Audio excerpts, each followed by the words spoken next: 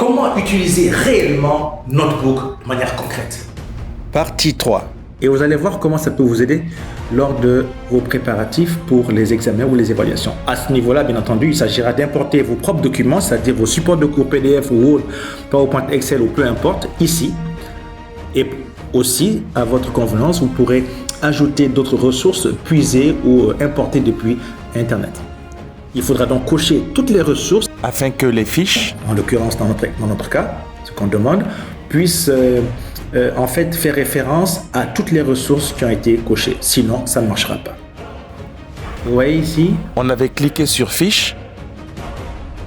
Les fiches permettent à des étudiants ou à des élèves de réviser de manière intelligente leurs leçons ou leurs cours. Naturellement, avec des supports qui ont été importés depuis leur ordinateur, leur support de cours ou d'autres sources similaires. Là maintenant c'est prêt.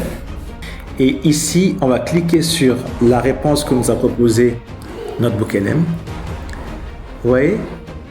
Alors, on dit, selon le rapport, etc., quels sont les 4 grands outils ou défis plutôt de l'IA générative? Alors, vous voyez ici, la question qui est posée, c'est selon le rapport de Data for Good, quels sont les 4 grands défis de l'IA générative?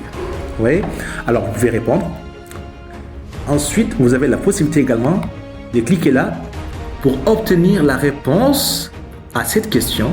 Et je rappelle, réponse tirée des supports ou plutôt des ressources que vous aurez importées vous-même, soit depuis vos propres supports de cours, PDF, de vos professeurs ou alors des supports de cours trouvés sur Internet, etc. Et vous voyez, c'est ainsi que vous pouvez réviser pour chacune des questions. Question suivante, vous cliquez sur cette flèche, ainsi de suite. Vous voyez, là, il y a 62 questions.